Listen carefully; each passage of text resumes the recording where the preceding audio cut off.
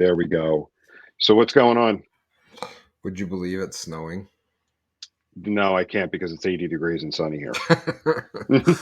Let me check the time. It's not gonna stick. I mean, nothing's Mhm. sticking to the ground, but still, like, come on, guys. What is it? 36 and scattered snow showers.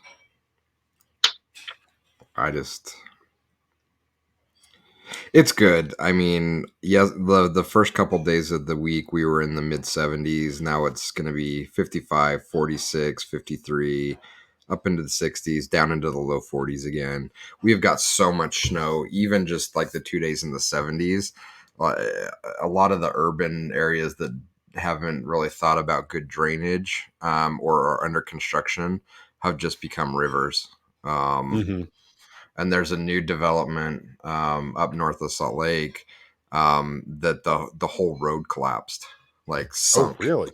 Yeah, probably 20 feet down, just Wow. through this neighborhood. Yeah, so I'm as much as I'm tired of the cold and the snow right now. Again, April 13th. I think the slow warm up is definitely needed. We don't want to flood Mhm. everything. So Yeah. Yeah. So, like I said, it's sunny and 80 degrees here today, and it's actually kind of needed it to move stuff out. So these are the last two episodes in this studio. Uh, changes coming. yeah, it's coming. And by the way, so like I was telling you earlier about this co-working space I've been looking at, just with the situation, the living situation. I mean, there'll be a place for me to work, but I think it'll also be good to go to a co-working space for a couple days a week as well, Yeah. to get back into a good routine. And one of the pictures they showed at one of the locations, they have it looks like a podcasting room. Oh, cool. Like it's set With up, like it's like got a the mic. sound Yep, dampening and got that. It's got a mic already wired up in the room, so probably in a week or two, I'll go take a tour of that and see what it's like to see what it costs, what it's like to reserve space there. cool. How far away are you going from where you are? I mean, we're moving for right now. We're moving about 20 minutes away. Okay, We're going to stay with my in-laws for a little while, and then look for something once the housing market kind of cools. got it. So Okay, we had a great opportunity to sell our house, and they were more than happy to let us crash for a little while until we find something new. cool. Um, Um, yeah, but one of the things I wanted to kind of start off our conversation with today is so yesterday we had the movers come and take all the big furniture, all the bedroom furniture, and I'm at a point right now where I've exhausted asking friends to help me move, because moving from like my parents' house to apartment to apartment to apartment to here, I'm like I'm just gonna yeah. some family By friends the have way, come. it just came back. Son of a okay. Hmm, Like it will be going good, and then all of a sudden you start talking, and weird. it's all staticky. And it's All weird right, because it's not a consistent static. It's only when you're talking. weird. All right, let me see if kind of like want to just get going, and I'll try to deal with it afterward. Um, so we had movers come and take all the big stuff, and it was a phenomenal experience. They showed up early, which was great. They were supposed to be here between 8 and 8:30 in the morning. They were here at 7:45. They came in, they devised a plan, they got it done, they got all of it out and moved into the new space in 3 hours. Well, three and a half. That's the value of hiring professionals, right? Exactly. And it worked because, like, yes, some family and friends have helped us move some of the smaller stuff, but I was like, I can't ask them to help us move couches and beds and all that again. I've Yeah, asked them way too many times in the past. yeah, yeah. Yeah, I've been there. I've been there. I mean, there's something nice to having the free help and and the camaraderie, but at some point you're like, I don't want to put someone else out. And also, like, you know what? I just want professionals to do this. They're going to be fast, efficient. They know how to do it. They're not going to ding up all my stuff, hopefully. So, Yeah. you know, But it was good. And yeah, just like the overall, like the way they came in, they took care of things. It was great, and it got us to where we were going. I was thinking back to our episode last week. As a consultant or someone who's on the vendor side, or you moving your phone forward, you just things on the box. Like these guys were great. They took some of the pieces of furniture apart, and put it back together. That was part of the contract. Anything you disassemble, they reassemble. Anything you disassemble, they won't. So things they didn't take apart, they not been down. You hear these horror stories. When they move stuff is mixed out. Mom's down destroyed from movers last year, and yeah. So overall it went well. And so thinking about this week's episode. And this is going to be a really deep psychology. Because I started talking again, maybe the segues as well. I want to continue conversation with last week. We were talking from vendor side of things, moving your client forward. I want to jump to the client side. And the question I will pose this week is what do you do when your organization always thinks the next piece of technology will solve all of their problems? And caveat to this is this exists in every organization from one degree to another. But there's those that are really bad. It could be the hey, all of our project management issues will go away once we bring in this new vendor. Yeah, once we bring in this one, or we get Jira up installed, and all of our project management issues will go away. The technology is just masking for deeper issues within the organization. Or I know I've heard it from time to time. If we just upgrade to the premium tier for this analytics vendor, all of our data and analysis issues will go away. Yeah. So what is it like to work in an organization like this, where the next technology, the next tool, the next vendor is going to solve all of their problems? And before I go on, are you cool with the audio? Like that, hopefully it comes through good on your feed. It's like it's multiple tracks layered on top of it. So it's I should be able to clean it up. Okay. So I think there's a couple of primary reasons why it happens. Number one, I think it happens to, at least it happens to me, is what do we call it, the tech debt. Like the legacy thing is oftentimes feels so messy and misaligned that we almost get to a point where like it would be easier just to get in something new or start fresh, right? So it may not even be like a next piece of technology. It may be, let's just do a whole new re-implementation of this thing. I know I've done that countless times with my like to-do lists.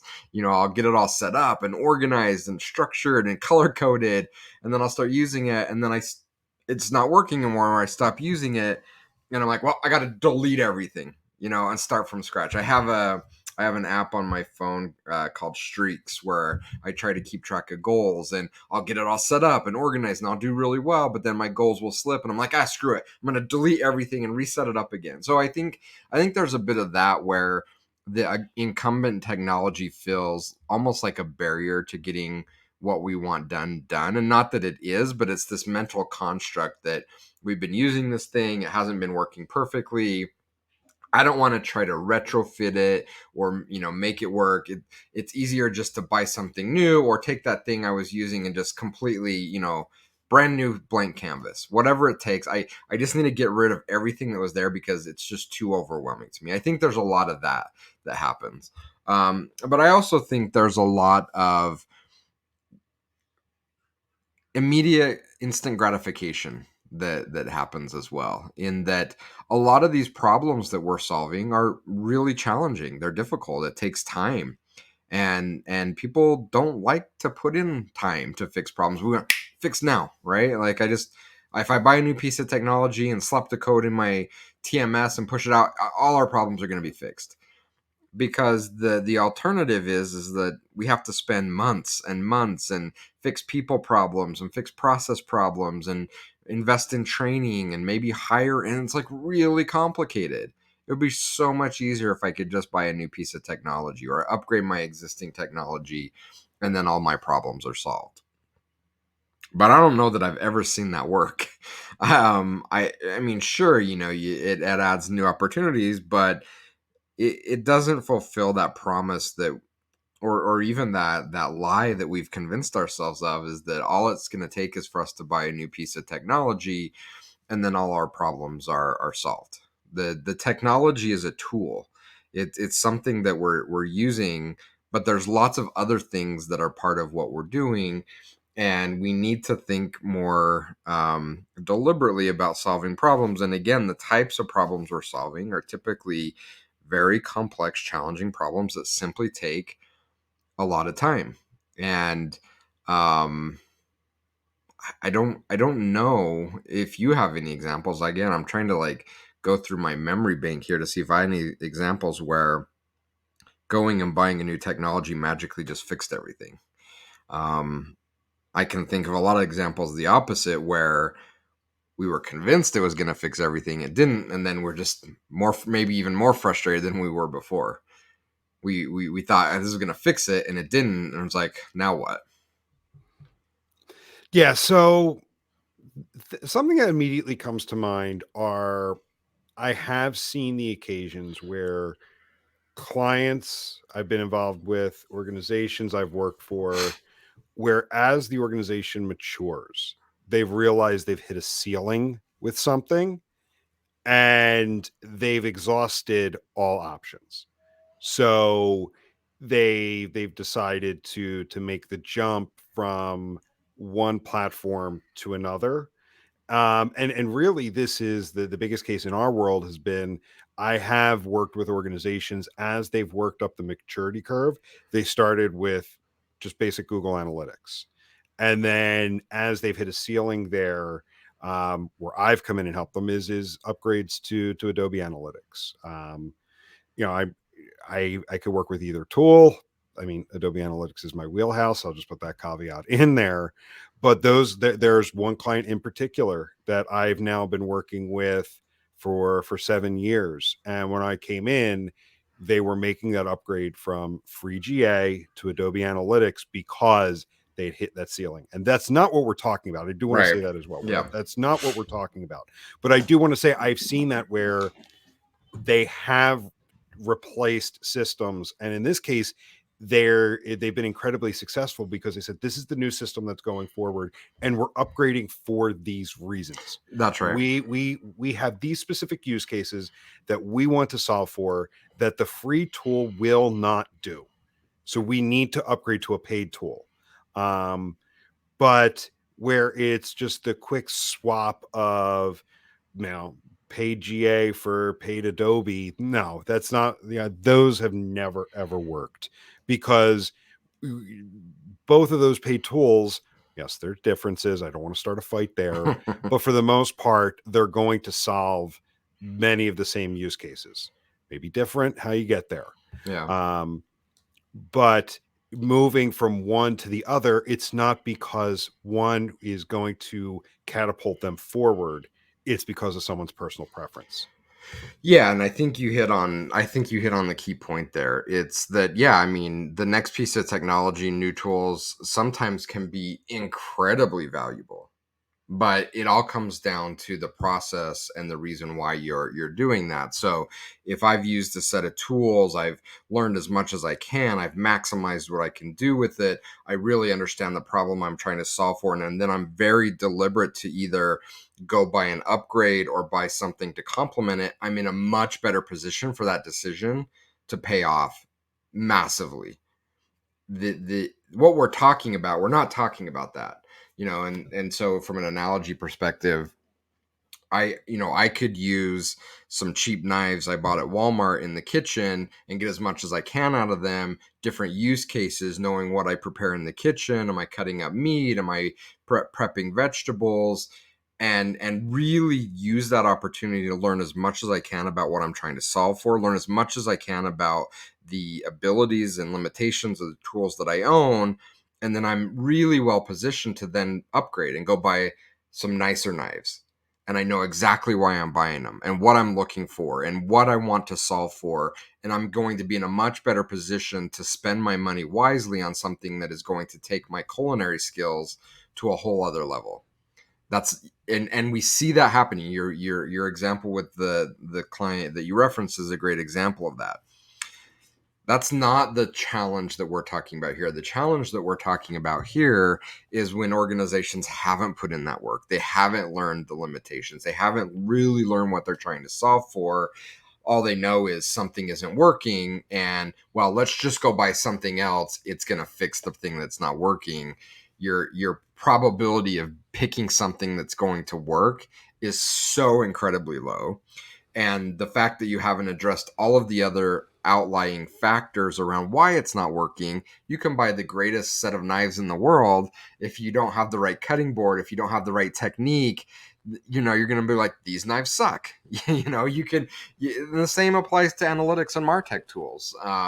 If you don't have the right people, if you don't have the right skill and training, if you don't know what you're trying to solve for, the greatest analytics tool in the world isn't going to solve the problems for you. Yeah, and that's one of the root causes that I see for this cycle happening is skill sets, both on the usage side as well as the implementation side. Where I've seen clients get stuck in this rut is that they see a need for a tool. They buy the hey, click to get it up and running. They don't actually take the diligence time to truly make sure it's being implemented correctly. So it gets implemented half-ass, or it gets implemented with issues. And when it doesn't do what they want it to do, they just think, well, if we just buy the next tool, that'll do what we want it to do. Yeah, and this is where having a guide that is experienced to tell you what you need to be thinking about and what you should be worried about is so important. And that guide can be someone within your organization, someone that has been hired to lead your strategy. It could be a third party like 33 Sticks or others, because most aren't going to give you that sort of insight into your decision making. In fact, most agencies, as we've talked about, many have financial relationships with vendors, and they're going to be more than happy to tell you that the tool that they rep is going to solve all your problems. What you really need is an independent guide to help tell you what you need and what things to be aware of. And even if the tool is the right selection, you bring up some really good points that there needs to be some open discussion on risks and how is this like. We have this expectation that as technology improves, and maybe one day this changes, but we're not there today.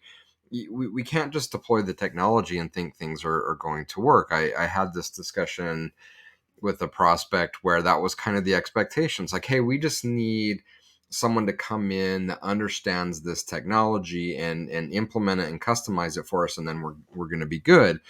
And I told them, I said, look, I would love to sell you that, but this project is fraught with risks, and the risks are, one, we don't have someone to work with on your side that we can share our knowledge with and mentor through this process. So the minute we leave, you're not going to have anyone that understands the nuances of how this works, and they're not going to be able to maintain it. If something breaks, they're not going to know how to troubleshoot and fix it, and that concerns me. And to further complicate things, you have no one on your side that understands the data, understands how to use the tool. So sure, we can implement this to you and for you and give you this incredible data, but no one knows how to use it. And you're going to be frustrated. And you're going to blame me and say, Jason sold us something that doesn't work. No, it works, but you just don't have someone that knows how to use it. And this is where having an honest, trustworthy guide to help have those conversations is so critical, because there are so many agencies, so many vendors that are more than happy to sell you the next piece of technology and tell you it's going to fix all your problems. There's very few that will say, yes, this piece will fix your problems, but unless we do A, B, and C, it's not going to work. And so we have to address those things as well. Yeah, and you bring up a good point, because outside of digital analytics, and seeing the issues frequently, because that's where I focus. The other place where I often see this happen is it within project management. Like there are often deep rooted issues within the organization that the only way to solve it, or the band-aid everyone just keeps trying to put on there, is the next piece of software, is or the next process, instead of really looking like, why do we have trouble with project execution? It's the, let's slap a new piece of software on it, let's slap a new way of using that software on it, instead of really looking at the problem. And because looking at the problem's really hard. And again, I think if everyone listening to themselves is honest with them, if everyone listening to this is honest with themselves, I think they would recognize some of these patterns in their own personal life, because I know it inflicts me all the time.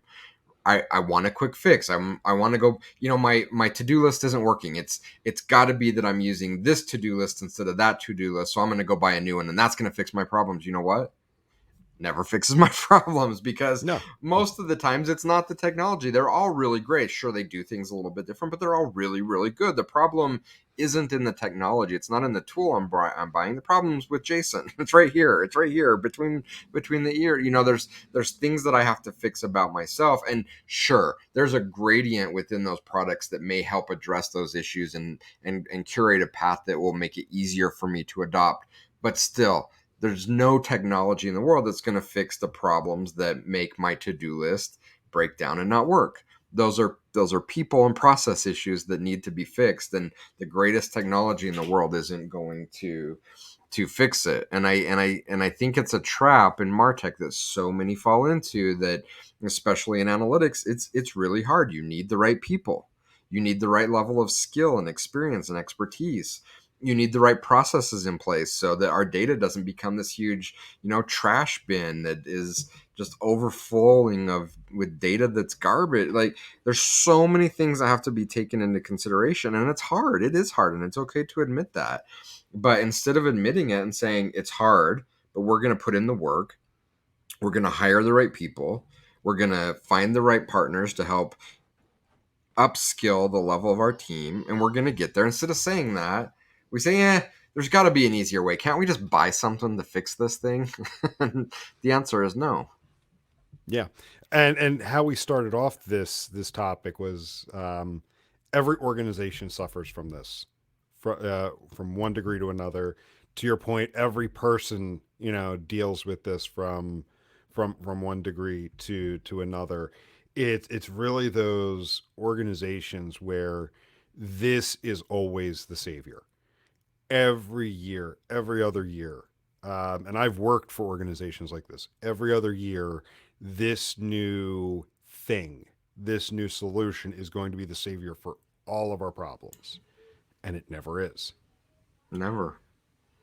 And I'll call out the analytics industry in this. Is this is And yes, I'll caveat with this. I've engaged with clients where re-implementation was the only way. Things had Absolutely. gotten so spaghettied, Yeah. and don't get me wrong, that's not an easy undertaking. It's But things not. had gotten It's so not. spaghettied. You had so many hands in there managing it over the years. There is no way to retrofit. Yeah. You just got to start from scratch. But like, going down that road, like, in my opinion, like, you have to exhaust all other options. You And they and have and to. again, when you do, and that's what's, yes, you're right. Like, getting to that point, absolutely. There are companies that is the answer. But if we haven't put in the work and we say, oh, our answer is just to re-implement, it's going to fail again. But if you've Yeah. put in the work to understand, well, how did we get here in the first place? What can we do different next? If you've really put in the work to examine that, then when you make that very big decision to do a re-implementation, you're in such a better position to do an implementation that's going to be sustainable and is really going to work for you, because you understand the nuances. You understand the mistakes that you made previously that we're now going to learn from. If we don't take that time to reflect on the mistakes we made, we're not going to do it better the next time. How can we? I mean, I guess maybe by chance, by luck. Maybe we hire some external advisors to help push us in the right direction, but really that work to understand, again, how can we maximize what we have? What are we trying to get out of what we have? What are the capabilities? What are the shortcomings? What mistakes have we made? What skills are we lacking? Until we've gone through that process, we're really not in a position to buy the next thing that is going to solve our problems in a better way. Because absolutely, re-implementation, buying new technologies, buying new tools, absolutely can take your game to another level. But you have to know why you're buying those things, and you have to be able to be educated enough to be in a position to buy the right things for you. Yeah. And that's where I was going with like saying like calling out the analytics space because we've talked about it so many times like people moving from one job to the next their answer is always well let's just do it new, do it my way. Mm-hmm. They get started and then they move on and things are in the same position because what they picked up was somebody that started building something then moved on. Now someone else now they've come in to start building something in their image and have now moved on. It's like there's none of this like let's build stuff that's or let's design stuff that's built to last. And again like we you and I were talking about like we're quickly becoming the get off my lawn guys. Yeah. But it's true. Nobody's building anything to last. That they're not, and I'm laughing because I think this was pre 33.6.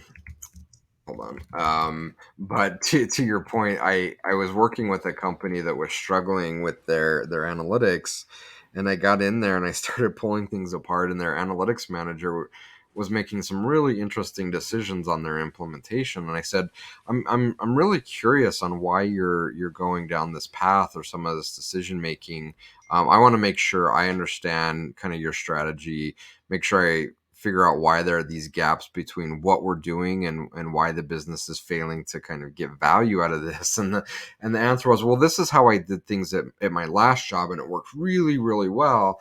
And so I'm just using it as a blueprint to do that here. I'm like, you worked for a hotel before, and this company sells high-end DNA sequencing devices to hospitals. Literally, they're not the same. Two different businesses. So, and that isn't to say that there's not kind of cross pollination and things that you can learn from from other industries, but you have to understand the uniqueness of the companies that you're working for and buy the right technologies and solutions and what buy the right things that you need for that specific, because even in like hospitality, two different hotels have two completely different problems. So if we're buying this new technology because XYZ hotel across the street isn't, I'm like, yeah, but they sell a completely different experience. Yeah. Yeah. So as we begin to wrap up, I have two questions for you. Do you see anything that, or like, what do you see as the path to helping organizations get out of this mindset of the next thing, the next tool, the next piece of technology is going to cure all of our ills? I think the biggest thing is that uh, is helping organizations understand what it is that they want to accomplish. Because I think that so many organizations have an idea, but they're not clear with themselves and they're not deliberate enough in what they're trying to do. And so any type of solution that they put in place really is a best guess for what they're trying to do because they're not even sure what they're trying to do. So again, we can use the analogy of cooking, or I'm going to use the analogy of playing the guitar. So I bought a guitar that Randy made, um, and in order for me to get to a certain place, I need to know what it is do I want to accomplish. Do I want to be able to play some of my favorite songs at home? Do I want to play in local clubs? Do I want to be like the next big band that sells out stadiums? I have to be clear with myself. Otherwise, the decisions I'm making to invest my time in learning, in technology and hardware that I use with guitar is unstructured. I'm just doing stuff to do stuff, but I'm not trying to solve anything specifically. And I think that's where so many organizations are. It's like, hey, we got a guitar, we want to play music. I'm like, dude, there's such a broad spectrum of what that means. And if we're not clear on where we want to go, we could end up with a house full of guitar pedals and amps and all this stuff. And all we really wanted to do was be able to pluck a few songs on the guitar, and we would be happy. And so we've misaligned where we've invested our time and our money with where we truly want to get to. And I think that that's where we have to start. We have to work with organizations to say, okay, the time of just buying analytics so we could have a guitar and play music is over, because clearly you're frustrated. You're not getting the value out of you want out of it. And a big part of it is you don't know what you want to get out of it. We want to be data driven. We want to be data informed. What does that even mean? Like, I want to play the guitar. Okay, cool. Again, do you want to play in your basement, or do you want to play in front of 100,000 people at Wembley Stadium? Because those are two completely different paths, and both of those are fine, but we need to know which path that we want to go down so we can get the right gear, so we can buy the right technology, so we can hire the right people, so we can put the right discipline in place. Which path do we want to go down? And let's be honest with ourselves, because we're all not going to be able to sell out stadiums, across the world, and that's okay. Maybe we just want to play in local clubs, and that's what we want to do. Cool. Let's craft an experience and a path for us to get there. But it starts with being honest with ourselves: is where do we want to go? What do we want to accomplish with our investment in analytics? And then take that future state and work backwards, and we'll pick the right technologies. We'll get the right people. We'll build the right processes. But if we don't know where we're trying to get to, again, it's luck. We might get lucky and buy the right thing. We might get lucky and then hire the right person. But it's just by chance, not because we're being deliberate in going out and selecting what we need to select for the path that we've decided to go down. Yep. And one last question, specifically thinking of digital analytics. What does all of this mean from the perspective of sustainable analytics? Again, I think it means everything. I'll go back to the guitar scenario. If all I want to do is have some fun and play some things in my house, and I'm not honest with myself, so I'm out there just buying stuff because I want to sound different or better, but I don't know what I'm trying to solve for, what ends up happening? I'm gonna have like a room full of gear and pedals and amps and effects and all this stuff that I don't use, that's just piling up and collecting dust and falling apart, and I'm not maintaining it because I have no idea what I'm trying to do. The same is true for analytics. If we don't have a purpose and a path and a very deliberate reason for buying the things that we're trying to buy, we're going to buy all sorts of gear and gadgets because it's what we do when we don't know what it is that we're trying to accomplish. Because the gear and gadget, damn it makes us feel good and accomplished and like we're doing something. And then we end up with rooms full of stuff that we just don't use and maintain because we had no vision for why we were buying it in the first place. Yeah. And the home fitness industry huge one. is also the same thing. Absolutely. Getting the latest gizmo and whatnot. Yeah, they're also the same way. Yeah. And again, it's because in the short term we get that, I think Evan would say, we get that dopamine hit where we went and bought a new piece of gear for our home gym, and I'm excited, I'm going to work out, and it's going to make me, it works for how long? A week or two, and then it goes in the pile with everything else because we're lacking the structure, we're lacking the focus, we're lacking the discipline, like all these other things that are critical for being able to maximize our purchases, and even before maximizing our purchases, informing us on which purchases we need. I may go out and buy a $4,000 rowing machine. It's like, yeah, but the rowing machine doesn't solve for what I'm trying to solve for. So it's just going to sit in the corner. We have to know why we're buying what we're buying. And the things we are buying have to support a vision of some future state that we're trying to get to. And if we don't know what that future state is, how are we ever going to know what to buy in order to help us get there? We won't. Very, very well said. Cool. So let's go ahead and wrap up there for this week. I don't want to add anything to that, so I just kind of want to leave that there. So yeah, let's go ahead and wrap up there and catch everybody later. See you. See ya.